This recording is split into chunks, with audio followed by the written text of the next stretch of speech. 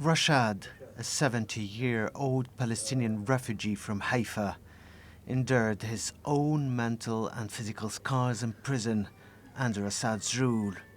But what breaks him the most is the murder and torture of his two sons. They scammed me. They kept telling me your children are fine. I paid money to find out what happened to them. They were arrested when leaving a mosque. Then someone from abroad sent me Caesar's pictures. Rashad had a stroke when he learned of the fate of his boys. He suffers from a bitterness that has entered its 10th year and has not faded. I feel tired. I have no appetite even now in Ramadan. When I'm about to eat, I just have their faces in my mind. Sabah was no better off. She and her children were arrested. They asked me about my husband's whereabouts and started beating me. When I didn't answer, they threatened to beat my kids.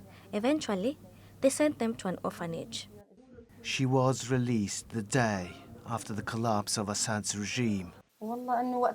I was so happy when I went out, until I learned about my husband's death. I was shocked. I couldn't celebrate with others. When I look at my children, I am just broken. Almost every Syrian has his own Assad horror story.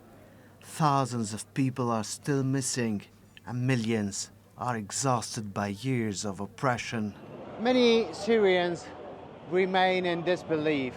They can barely comprehend that the Assad's dynasty has finally gone. They went through war, dictatorship and injustice, wounds, deep wounds, will remain raw for the rest of their lives. Mental health experts say the reverberations of the past are going nowhere.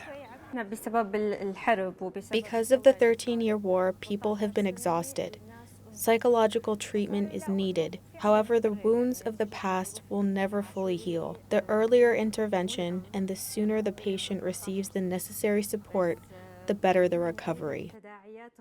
But while Aya believes many Syrians need psychological support, she acknowledges that it is still far from being a priority. Syrians are searching for their daily bread, a home to live in, and a decent and safe life. Bassam Bounenni, TRT World, Damascus.